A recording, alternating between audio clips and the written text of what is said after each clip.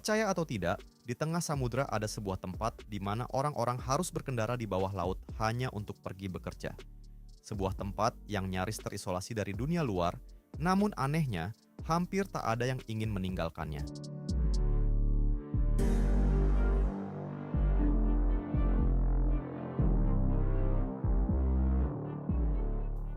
Apa yang membuat mereka tetap bertahan di sana?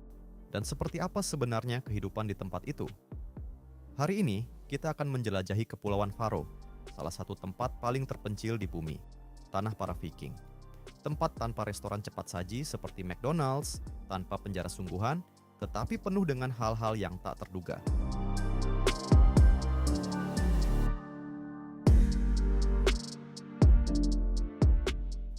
Saat pertama kali tiba di sini, banyak orang merasa seolah mereka telah mencapai ujung dunia. Di sekeliling mereka hanya ada angin, batu, dan ombak. Ada jalan-jalan sunyi tempat seseorang bisa berdiri tanpa mendengar apapun selain desir angin. Namun semakin lama tinggal di sini, semakin terasa bahwa tempat ini bukan hanya liar, tetapi juga jauh lebih modern daripada yang dibayangkan. Dan pertanyaan yang paling membekas adalah, mengapa lebih dari 50.000 orang memilih tetap tinggal di sini daripada pergi? Kepulauan ini memiliki rasa keterasingan yang kuat, tetapi sama sekali tidak terasa tertinggal.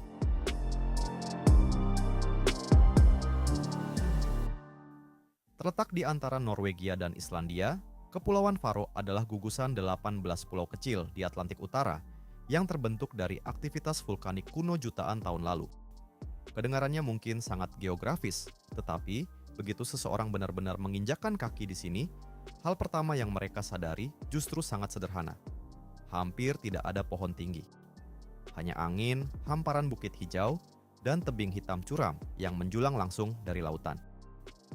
Ada 3 hal yang berlimpah di sini: angin, ombak, dan domba. Bukan tanpa alasan nama Faro, berarti Pulau Domba. Jumlah domba di sini bahkan lebih banyak daripada manusia, dan mereka telah menjadi bagian yang menyatu dengan tanah itu sendiri.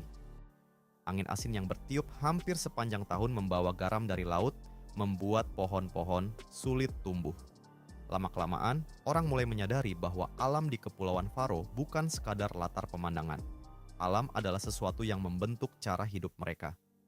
Cuaca di sini hampir mustahil diprediksi. Pagi bisa dimulai dengan langit cerah, tetapi beberapa menit kemudian hujan dan kabut datang bersamaan dengan angin dingin yang menusuk kulit. Penduduk setempat memiliki pepatah yang sangat terkenal. Jika Anda tidak menyukai cuacanya, tunggulah 5 menit. Kedengarannya seperti lelucon, tetapi setelah beberapa hari berada di sini, orang-orang mulai sadar bahwa pepatah itu nyaris selalu benar. Ada hari-hari ketika seseorang baru saja menyesuaikan diri dengan cuaca pagi, lalu menjelang siang semuanya sudah berubah total. Terkadang seseorang sedang berdiri mengambil foto, lalu beberapa menit kemudian seluruh pemandangan di depannya lenyap tertelan kabut putih. Hujan turun hampir sepanjang tahun, dan angin seakan tidak pernah benar-benar berhenti. Pada musim panas, cahaya matahari bertahan hampir sepanjang hari hingga malam terasa samar. Namun ketika musim dingin datang, semuanya berbalik sepenuhnya. Siang hanya berlangsung beberapa jam, sementara sebagian besar waktu tenggelam dalam gelap. Cuaca seperti ini membuat kehidupan di sini tidak mungkin berjalan seperti di kota-kota besar. Segala rencana bergantung pada alam.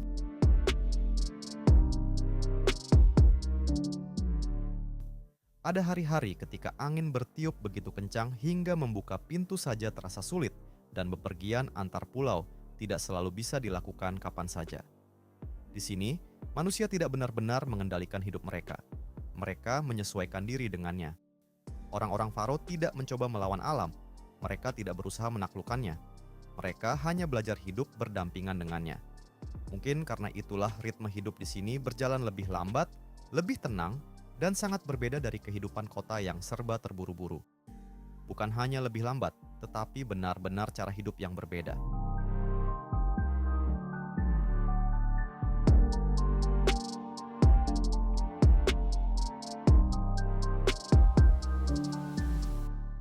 Ada penghuni lain yang tampaknya hadir di mana-mana, domba. Mereka berkeliaran bebas di perbukitan, bahkan kadang berdiri santai di tengah jalan. Saat berkendara di sini, hal paling biasa adalah berhenti sejenak untuk membiarkan kawanan domba lewat. Tidak ada klakson, tidak ada yang terburu-buru, semua berlangsung alami. Selain itu, ada pula burung pavin. Pada musim kawin, puluhan ribu pavin memenuhi tebing-tebing pantai, terutama di pulau terpencil seperti Mykines. Dari kejauhan, tebing-tebing itu tampak bergerak, bukan karena tanahnya, melainkan karena begitu banyaknya burung yang beterbangan. Sekilas, tempat ini memang tampak keras. Angin kencang, hujan tanpa henti, medan terjal, dan keterasingan dari dunia luar. Namun justru kekerasan alam itulah yang membentuk cara hidup masyarakatnya. Alam memaksa mereka melambat, menjadi lebih fleksibel, dan saling bergantung satu sama lain. Dan disitulah pertanyaan lain mulai muncul. Apa sebenarnya yang membuat mereka tetap tinggal di sini? Alam memang selalu berubah, tetapi yang membuat orang bertahan bukan hanya lanskapnya. Yang membuat mereka tetap tinggal adalah hubungan mereka dengan sesama dan dengan identitas mereka sendiri. Orang-orang Faro mulai menetap di kepulauan ini sekitar abad ke-9 pada masa Viking. Namun para Viking bukanlah kelompok yang seragam seperti yang sering dibayangkan banyak orang.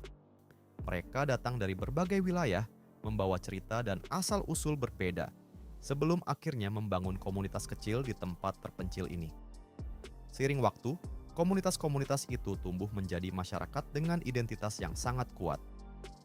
Hari ini, Kepulauan Faro memang masih menjadi bagian dari kerajaan Denmark, tetapi masyarakat Faro tetap mempertahankan banyak hal yang khas milik mereka sendiri. Mereka memiliki bendera sendiri, mereka memiliki bahasa sendiri yang berasal langsung dari bahasa Norse kuno, dan itu bukan sekadar simbol. Bahasa itu masih digunakan dalam kehidupan sehari-hari, menjadi cara mereka menjaga diri agar tidak sepenuhnya larut dalam dunia luar. Identitas itu juga hidup dalam kebiasaan sederhana. Masakan tradisional mereka masih mempertahankan metode lama, seperti daging domba fermentasi yang dikeringkan oleh angin laut. Rasanya mungkin asing bagi banyak orang, tetapi bagi penduduk setempat, makanan itu adalah bagian dari ingatan, bagian dari iklim, dan bagian dari kehidupan yang menyatu dengan alam. Ada sebuah kisah kecil yang menggambarkan cara mereka menjaga identitas itu. Untuk waktu yang cukup lama, bahasa Faro itu tidak tersedia di platform seperti Google Translate. Di banyak tempat lain, orang mungkin akan langsung beralih menggunakan bahasa yang lebih umum. Namun di sini, mereka memilih jalan berbeda. Masyarakat setempat, mulai dari pemerintah daerah hingga para sukarelawan, bekerja bersama membangun data bahasa mereka sendiri. Mereka merekam video, mengumpulkan frasa, dan menerjemahkannya sedikit demi sedikit, perlahan tetapi penuh keteguhan. Tak ada yang memaksa mereka melakukannya. Mereka melakukannya karena mereka ingin bahasa itu tetap hidup. Dan sebenarnya, kisah itu bukan hanya tentang teknologi. Kisah itu tentang pilihan, tentang bagaimana mereka tidak menunggu orang lain menjaga identitas mereka, dan tidak rela kehilangan jati diri hanya demi kenyamanan.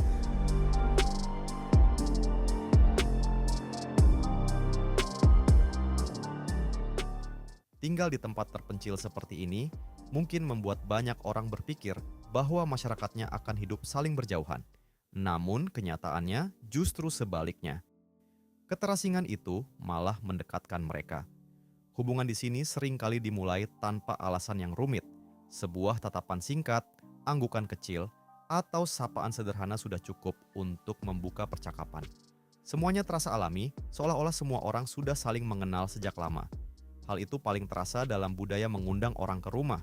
Bukan restoran mewah, bukan hidangan mahal, hanya dapur kecil, makanan sederhana, dan percakapan biasa. Namun justru dalam momen-momen sederhana itulah jarak antar manusia perlahan menghilang. Di tempat seperti ini, hidup sepenuhnya sendiri bukanlah sesuatu yang mungkin. Orang-orang saling bergantung satu sama lain dan lama-kelamaan ketergantungan itu berubah menjadi bagian alami dari kehidupan. Cara hidup mereka juga terlihat dari desa-desa kecil yang tersebar di seluruh kepulauan. Beberapa desa hanya dihuni oleh belasan orang. Di Gasadalur misalnya, jumlah penduduknya hanya sekitar 16 orang. Rumah-rumah dibangun untuk menghadapi angin dan cuaca buruk, seringkali dengan atap rumput hijau, tempat domba-domba merumput di atasnya. Rumah-rumah itu tidak dibuat untuk terlihat megah, melainkan untuk bertahan lama. Di sini, hampir tidak ada sesuatu yang dibuat hanya demi dekorasi. Tidak ada yang berlebihan, hanya apa yang benar-benar dibutuhkan untuk hidup. Semangat itu juga tercermin dalam tradisi mereka, seperti tarian rantai Faro. Tarian ini sederhana, tanpa panggung dan tanpa alat musik. Orang-orang berdiri membentuk lingkaran, saling berpegangan tangan, bernyanyi, lalu melangkah perlahan mengikuti irama. Tarian itu bukan untuk pertunjukan. Tarian itu tentang kebersamaan dan tentang mengenang mereka yang pernah hidup di tanah ini sebelumnya. Rasa keterhubungan itulah yang kemudian melahirkan rasa aman. Bukan melalui aturan yang ketat, melainkan melalui cara orang memperlakukan satu sama lain setiap hari. Di sini, orang saling percaya, dan lama-kelamaan, kepercayaan itu terasa begitu alami. Di banyak tempat lain, orang mengunci pintu rumah dan hidup dengan kewaspadaan. Namun di Kepulauan Faro, kehidupan terasa lebih sederhana karena semua orang memahami bahwa mereka adalah bagian dari komunitas yang saling membutuhkan. Seorang perempuan asal Thailand yang pindah ke sini pernah berkata bahwa ia merasa bahagia tinggal di tempat tanpa polusi dan hampir tanpa kejahatan. Ada pula detail kecil yang menggambarkan kedekatan masyarakatnya. Nomor telepon Perdana Menteri tersedia untuk umum dan siapapun bisa langsung menghubunginya. Tidak semua tempat harus ramai. Tidak semua tempat harus tumbuh dengan cepat. Di sini, mereka memilih cara hidup yang berbeda. Jika hanya melihat Kepulauan Faro di peta, mudah untuk menganggapnya sebagai gugusan pulau kecil yang tercerai-berai di Atlantik Utara. Dipisahkan oleh laut, dibelah pegunungan, dan dibentuk oleh cuaca yang selalu berubah. Segala hal tentang tempat ini tampak menggambarkan keterasingan. Dan memang, sampai batas tertentu, itu benar. Namun semakin lama seseorang mengamati bagaimana kehidupan berjalan di sini, pandangan itu mulai berubah. Orang-orang Faro tidak hidup seolah-olah mereka terjebak di antara laut dan gunung. Di banyak tempat lain, hambatan geografis seperti ini biasanya diterima sebagai ketidaknyamanan yang tak terhindarkan. Perjalanan antar wilayah berarti harus menunggu feri, mengambil jalan memutar, dan menyesuaikan hidup dengan keterbatasan alam. Tetapi masyarakat Faro memilih pendekatan yang berbeda. Mereka tidak menyangkal keterasingan mereka. Mereka juga tidak berpura-pura bahwa hambatan itu tidak ada. Sebaliknya, mereka menghadapinya secara langsung, lalu menyelesaikannya dengan sesuatu yang sederhana namun luar biasa: infrastruktur. Dan itu mulai terasa ketika seseorang berpindah dari satu pulau ke pulau lain. Perjalanan di sini bukan sekadar berkendara. Ini adalah pengalaman melewati sistem yang menghubungkan tempat-tempat yang dahulu benar-benar terpisah. Jalan-jalan membelah pegunungan, lalu berlanjut jauh di bawah laut. Dan kadang-kadang, satu-satunya hal yang menghentikan perjalanan hanyalah sekelompok domba yang berdiri santai di tengah jalan. Di peta, pulau-pulau ini tampak terpisah. Namun dalam kenyataannya, mereka terhubung sangat erat. Bukan oleh bangunan megah atau jembatan raksasa, melainkan oleh sesuatu yang jauh lebih sederhana: terowongan. Ada lebih dari 20 terowongan yang menembus pegunungan, ditambah beberapa terowongan bawah laut yang menghubungkan pulau-pulau utama. Semua itu membentuk sistem yang membuat perjalanan terasa mulus dan alami.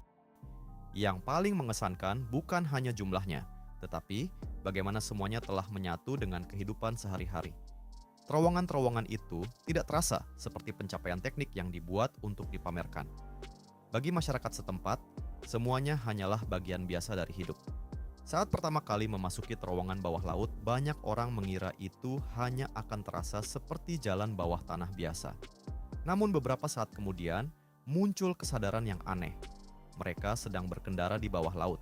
Di atas mereka bukan hanya batu, melainkan hamparan air yang sangat luas dan berat. Dalam situasi lain, hal itu mungkin terasa menakutkan. Namun di dalam terowongan, semuanya terasa tenang. Lampu menyala stabil, jalanan mulus. Lalu lintas berjalan seperti biasa. Tidak ada kepanikan, tidak ada rasa takut. Hanya kesadaran bahwa sesuatu yang luar biasa telah menjadi bagian biasa dari kehidupan sehari-hari. Perasaan itu terus berlanjut bahkan setelah kembali ke permukaan, ketika jalan-jalan membentang rapi di seluruh pulau. Aspalnya halus, desainnya bersih, dan semuanya terasa dibuat dengan tujuan yang jelas. Bukan untuk pamer, tetapi untuk melayani kehidupan. Lalu ada momen-momen yang terasa hampir tidak nyata, seperti menemukan bundaran di bawah laut. Awalnya sulit dipercaya. Namun itu bukan dibuat untuk mengesankan siapapun. Bundaran itu ada hanya karena itulah cara paling logis untuk menjaga lalu lintas tetap lancar di sistem jalan yang menembus gunung dan melintasi dasar laut. Laut memang memisahkan pulau-pulau ini, tetapi manusia di sini memilih untuk tidak membiarkan lautan memisahkan kehidupan mereka. Pegunungan menghalangi jalan yang dilaluinya. Namun, begitulah cara tempat ini bekerja. Yang paling mencolok bukan hanya infrastrukturnya, tetapi besarnya pencapaian itu dibandingkan dengan jumlah penduduk yang sangat kecil. Dengan populasi yang hanya sedikit di atas 50.000 jiwa, lebih kecil daripada banyak distrik di kota besar, mereka mampu membangun dan memelihara sistem yang membuat kehidupan berjalan sangat modern dan efisien. Perjalanan antar pulau terasa mulus, seolah laut bukan lagi penghalang. Ada pula detail-detail kecil yang menarik perhatian. Di seluruh kepulauan ini, hanya terdapat sekitar 9 lampu lalu lintas, dan jumlah itu sudah dianggap banyak. Sebenarnya, hal itu tidak terlalu mengejutkan. Di sini hanya ada satu universitas, satu bandara, satu stasiun televisi, beberapa rumah sakit, dan segelintir surat kabar. Karena itulah, sebagian besar orang di sini mungkin tidak pernah benar-benar merasakan apa itu kemacetan jam sibuk. Segalanya berjalan tenang, rapi, dan efisien tanpa banyak kebisingan. Meskipun ritme hidupnya lebih lambat, tempat ini sama sekali tidak terputus dari dunia luar. Koneksi internet tetap stabil, transportasi terus berjalan, dan kehidupan berlangsung tanpa rasa keterbatasan. Banyak orang membayangkan Faro sebagai tempat yang terisolasi, padahal kenyataannya tidak sesederhana itu. Ada bandara, feri, jaringan internet yang baik, dan sistem yang memastikan bahwa jauh bukan berarti terasing. Dan disitulah paradoks itu mulai terasa. Faro memang terpencil, tetapi tidak terputus. Dalam beberapa hal, mungkin inilah salah satu tempat yang paling terhubung di dalam keterasingannya sendiri. Mereka membangun apa yang diperlukan agar tetap terhubung dengan dunia, tetapi tidak membiarkan koneksi itu mengubah siapa mereka. Di sini, infrastruktur dibangun untuk melayani kehidupan, bukan untuk membuat hidup menjadi lebih bising, lebih cepat, atau lebih melelahkan. Mereka tidak menukar ketenangan dengan kenyamanan. Mereka juga tidak mengubah ritme hidup hanya karena dunia terus bergerak semakin cepat. Sebaliknya, mereka mempertahankan skala kecil mereka, komunitas mereka, dan cara hidup mereka, sambil membangun secukupnya agar tak seorang pun merasa harus pergi hanya karena hidup menjadi terlalu sulit. Ekonomi di sini pun dibangun di atas satu hal yang mereka lakukan dengan sangat baik. Sekilas, ekonomi Kepulauan Faro tampak biasa saja. Tidak ada kota besar, tidak ada distrik perbelanjaan yang sibuk, tidak ada jalanan penuh keramaian atau suara pembangunan yang hiruk-pikuk. Semuanya terasa tenang, hampir seolah waktu bergerak lebih lambat dibandingkan bagian dunia lainnya. Mudah untuk mengira tempat ini tertinggal, namun kesan itu tidak bertahan lama. Di balik ketenangan tersebut, ekonomi mereka ternyata jauh lebih kuat daripada yang terlihat. Yang membuatnya semakin menarik adalah kenyataan bahwa tempat ini tidak bergantung pada pariwisata. Wisatawan memang datang, tetapi merekalah bukan penopang utama kehidupan di sini. Fondasi sebenarnya berasal dari sesuatu yang jauh lebih mendasar, laut. Perikanan dan budidaya salmon bukan sekadar industri. Laut adalah tulang punggung seluruh masyarakat Faro. Seorang penduduk lokal pernah berkata dengan sangat sederhana, "Tanpa ikan, kami tidak akan bisa hidup di sini." Dan saat itulah semuanya terasa jelas. Di tempat seperti ini, laut bukan sekadar pemandangan indah. Laut adalah kehidupan itu sendiri. Iklimnya keras, daratan menawarkan sangat sedikit pilihan. Dari semua kemungkinan yang ada, laut menjadi satu-satunya hal yang benar-benar dapat mereka andalkan. Namun yang membuat mereka berbeda bukan hanya apa yang mereka lakukan, melainkan bagaimana mereka melakukannya. Mereka tidak bekerja sekadar untuk bertahan hidup. Mereka membangun sistem yang terstruktur.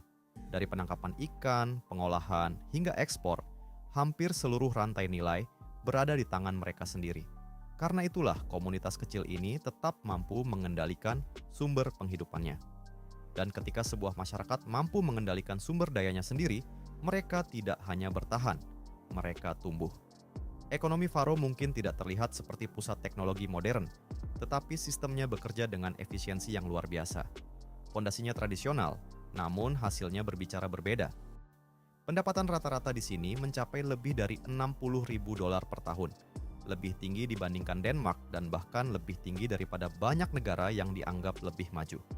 Pajak memang relatif tinggi, tetapi sebagai gantinya tingkat pengangguran sangat rendah, seringkali berada di bawah 3%. Stabilitas itu bukan sekadar angka statistik. Hal itu terasa nyata dalam kehidupan sehari-hari. Jumlah penduduk memang sedikit, tetapi hampir setiap orang memiliki peran. Tidak ada kesan berlebihan, tidak ada tekanan untuk terus bersaing hanya demi bertahan hidup. Dalam masyarakat seperti ini, kehidupan tidak dibangun dengan mengalahkan orang lain, melainkan dengan menjalankan peran masing-masing sebaik mungkin, sambil percaya bahwa orang lain akan melakukan hal yang sama. Kesepahaman diam-diam itulah yang membentuk cara mereka hidup dan bekerja.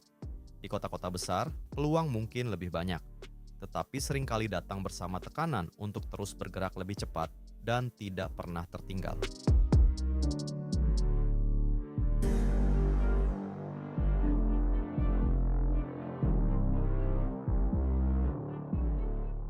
Di Faro, peluang mungkin lebih terbatas, tetapi orang jarang merasa tertinggal. Perkembangannya berjalan lambat, tetapi tidak pernah benar-benar diam. Di banyak tempat, pembangunan berarti ekspansi tanpa henti, bergerak lebih cepat, menjadi lebih besar, dan melakukan lebih banyak hal sekaligus. Namun di sini, pendekatannya berbeda. Mereka memilih untuk fokus pada satu hal dan melakukannya dengan sangat baik. Dan mungkin, bagi mereka, itu sudah cukup.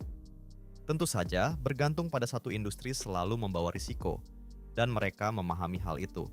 Namun, risiko tersebut diterima karena sebagai gantinya, mereka memiliki sistem yang sederhana, jelas, dan sulit runtuh. Dan mungkin itulah hal yang paling menonjol dari tempat ini. Tidak ada tempat yang benar-benar sempurna, dan Kepulauan Faro pun demikian. Di balik ketenangan dan keindahannya, ada sisi lain yang perlahan terlihat seiring waktu. Salah satu yang paling terasa adalah ketidakseimbangan jumlah pria dan wanita. Sekilas, perbedaannya tampak kecil, hanya beberapa ribu orang. Namun, dalam komunitas dengan populasi sedikit di atas 50.000 jiwa, kesenjangan itu cukup besar hingga memengaruhi kehidupan sehari-hari. Dan penyebabnya bukan hanya satu. Sebagian memang berasal dari jenis pekerjaan yang mendominasi di sini. Banyak industri masih berkaitan erat dengan laut, seperti perikanan dan budidaya ikan, pekerjaan yang berat secara fisik dan sebagian besar dijalankan oleh pria. Namun, alasan yang lebih besar datang dari sesuatu yang lebih sunyi. Banyak perempuan muda memilih pergi. Mereka pergi untuk belajar, bekerja, dan mencari pengalaman yang tidak tersedia di pulau-pulau kecil ini. Dan seiring waktu, banyak dari mereka tidak kembali lagi. Perlahan-lahan, angka itu berhenti menjadi statistik. Ia berubah menjadi kenyataan yang terasa dalam kehidupan sehari-hari. Di tempat seperti ini, menemukan pasangan hidup tidak selalu mudah. Di banyak negara Eropa, imigrasi sering menjadi topik sensitif. Namun, di Kepulauan Faro, maknanya sedikit berbeda. Seiring waktu, banyak pria mulai mencari pasangan di luar pulau. Hubungan pun semakin sering terjalin dengan perempuan dari Asia Tenggara, terutama dari Thailand dan Filipina. Bukan sebagai tren romantis, melainkan sebagai cara sederhana untuk membangun keluarga dan melanjutkan hidup di tempat dengan pilihan yang terbatas. Menurut laporan BBC, kini ada lebih dari 300 perempuan dari Thailand dan Filipina yang tinggal di Kepulauan Faro. Bagi mereka yang datang ke sini, perubahan itu tentu bukan hal kecil. Meninggalkan iklim tropis untuk hidup di tengah angin dingin, musim dingin panjang, dan bulan-bulan gelap membutuhkan penyesuaian, bukan hanya secara fisik, tetapi juga secara mental. Ini adalah bentuk pertukaran sunyi yang jarang terlihat dari luar. Dan sejak saat itu, keseimbangan hidup di sini mulai terasa rapuh, bukan hanya dalam hubungan, tetapi juga dalam kehidupan sehari-hari. Biaya hidup di Faro cukup tinggi, bukan karena pilihan, melainkan karena keadaan geografisnya. Sebagian besar barang harus diimpor, sehingga bahkan kebutuhan sederhana pun menjadi lebih mahal daripada yang dibayangkan banyak orang. Hal itu terasa dalam hampir segala hal, mulai dari makanan hingga pengeluaran sehari-hari. Pendapatan masyarakat memang tinggi, tetapi biaya hidup juga ikut meningkat. Orang-orang mungkin memperoleh penghasilan besar, namun mereka juga harus mengeluarkan lebih banyak hanya untuk mempertahankan kehidupan yang normal. Sistem ini tetap berjalan, tetapi selalu membutuhkan keseimbangan yang hati-hati antara pemasukan dan pengeluaran. Lalu ada satu hal lain yang sulit diabaikan ketika berbicara tentang Kepulauan Faroe, perburuan paus.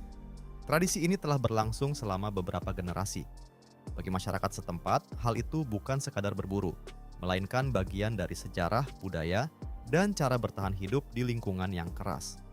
Namun dari luar, ceritanya terlihat sangat berbeda. Tradisi ini menjadi sumber kontroversi, kritik, dan sesuatu yang sulit diterima oleh banyak orang di dunia modern. Dan mungkin disinilah salah satu ketegangan terbesar itu terlihat dengan jelas. Benturan antara tradisi lama dan nilai-nilai modern, antara cara hidup sebuah komunitas kecil dan harapan dunia luar. Tidak ada jawaban yang benar-benar sederhana, dan Kepulauan Faro hidup di antara dua dunia itu. Dalam beberapa tahun terakhir, Faro mulai semakin dikenal dunia. Pariwisata perlahan meningkat, dan di banyak tempat lain hal itu biasanya berarti pembangunan besar-besaran, lebih banyak pengunjung, lebih banyak hotel, dan lebih banyak perubahan. Namun di sini, mereka sekali lagi memilih jalan yang berbeda. Pada waktu-waktu tertentu, beberapa wilayah sengaja ditutup sementara, bukan untuk mengusir wisatawan, tetapi untuk memulihkan alam, memperbaiki jalur, dan melindungi apa yang sudah mereka miliki. Keputusan seperti ini mungkin tidak umum, tetapi sangat konsisten dengan cara hidup mereka. Mereka tidak mengejar jumlah. Mereka tidak berusaha menjadi lebih ramai atau lebih terkenal. Mereka memilih menjaga apa yang paling penting. Dan mungkin itulah hal yang paling sulit dilakukan di dunia modern. Bukan tumbuh lebih cepat, melainkan mengetahui kapan harus berhenti, mengetahui batas, dan mengetahui apa yang layak dipertahankan. Ketika semua itu dilihat bersama, satu hal menjadi sangat jelas. Kepulauan Faro mungkin tidak sempurna, tetapi tempat ini langka. Dan mungkin itulah yang membuatnya begitu berbeda. Pada akhirnya, mungkin yang paling membekas dari Kepulauan Faro bukan hanya pemandangannya yang menakjubkan, melainkan sebuah pertanyaan sederhana. Seberapa cepat sebenarnya kita menjalani hidup, dan untuk apa? Di dunia yang semakin bising dan bergerak tanpa henti, tempat di mana segala sesuatu diukur lewat kecepatan dan pencapaian, masih ada sudut kecil dunia yang memilih hidup dengan lebih lambat. Bukan karena mereka tidak mampu bergerak lebih cepat, tetapi karena mereka merasa tidak perlu. Di sana, hari-hari dibentuk oleh angin laut, pekerjaan yang sederhana, makanan hangat, dan cerita-cerita lama yang terus diwariskan. Dan mungkin, yang paling penting bukanlah apakah kita memilih tinggal atau pergi, melainkan seberapa banyak ketenangan itu mampu kita bawa pulang ke dalam hidup kita sendiri.